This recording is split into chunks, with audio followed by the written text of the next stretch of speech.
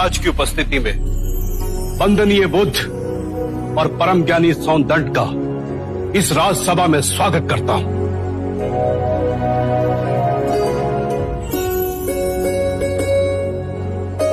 आचार्य सौंदंड की जय! आचार्य सौंदंड की जय! सौंदंड की जय!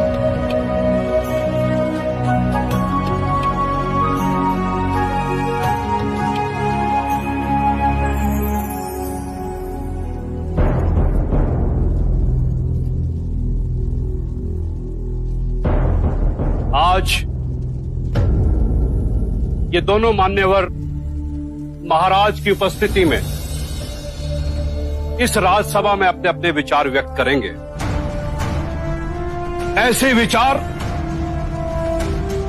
जिससे आप लोगों के ज्ञान की वृद्धि होगी। अब मैं दोनों मान्यवर से विनती करता हूं कि वो किसी एक विषय पर अपने विचार प्रकट करें।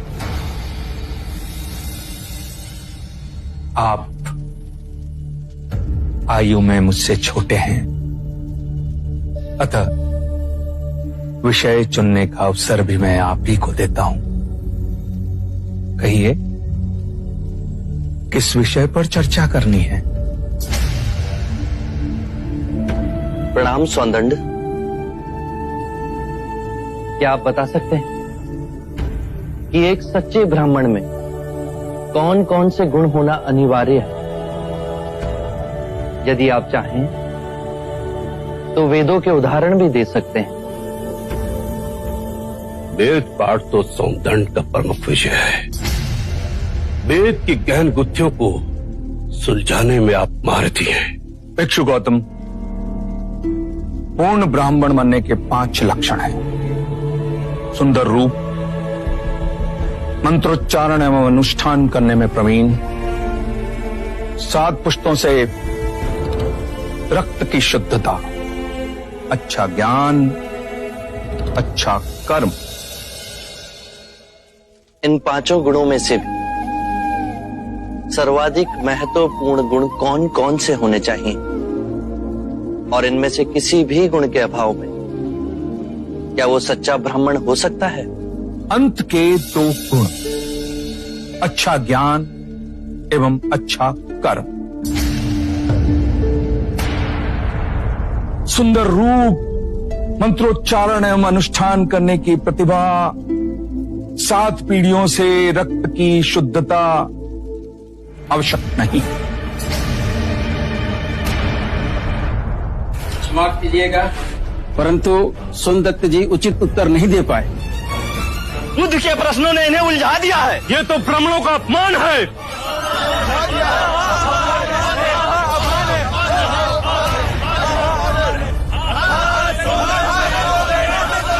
आदरणीय सभागण, यदि आप सौंदर्य में आस्था रखते हैं तो कृपया कर शांत हो जाइए। उन्हें अपनी बात कहने दें। यदि आप उनमें आस्था नहीं रखते तो आप में से जो चाहे इस विषय की चर्चा को आगे बढ़ा सकता है। मैं आप सभी के प्रश्नों के उत्तर दूंगा।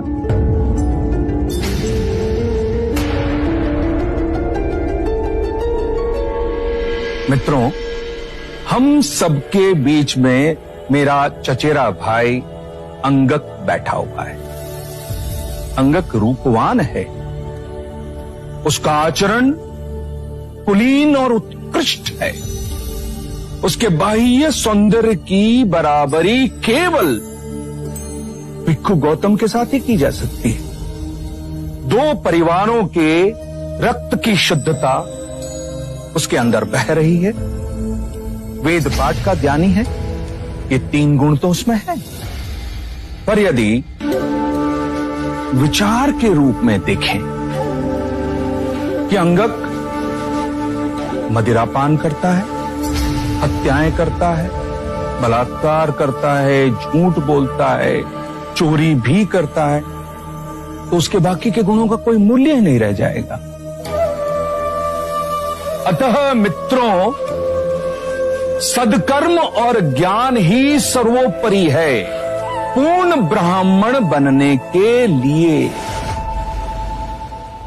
इन दोनों गुणों में से भी सर्वोत्तम गुण आप किसे समझते हैं? सदकर्म और ज्ञान दो नहीं हो सकते।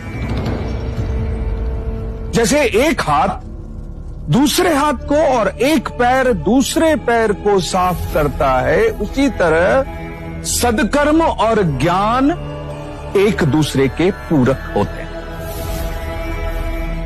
सदकर्म आपके विवेक को प्रकाशमान बनाता है और विवेक से किया कर्म आपको धार्मिक बनाता है, और यही जीवन का गूढ़ मंत्र है। उत्तम, अति उत्तम सोनदन, आप हमारी आशा पे खरे उतरे।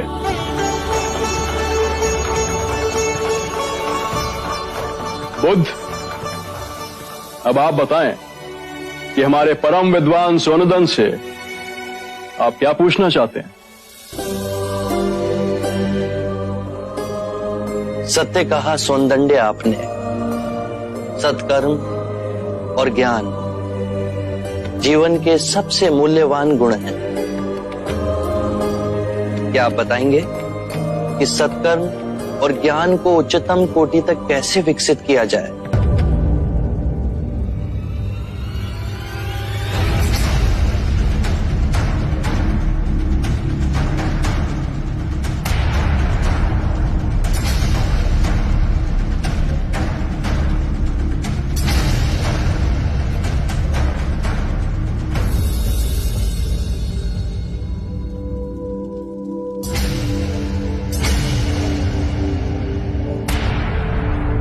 हे करुणा निदान,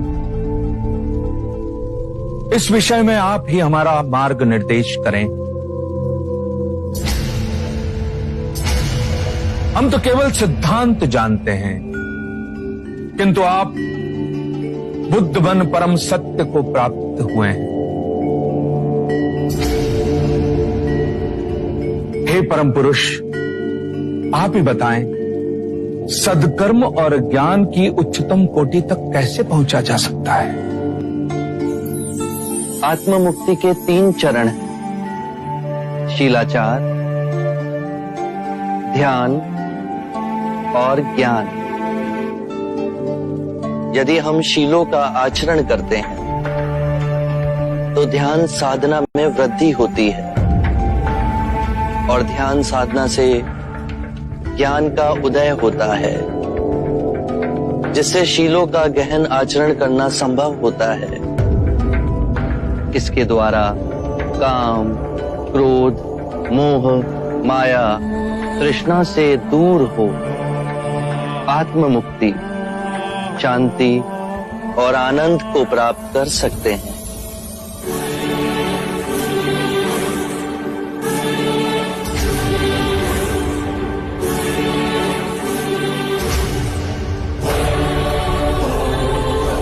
हे करुणा निधि, आपने मेरी आंखें खोल दी, मुझे अंधकार से प्रकाश में ले आए। हे परम पुरुष, मुझे आपकी शरण में ले ले।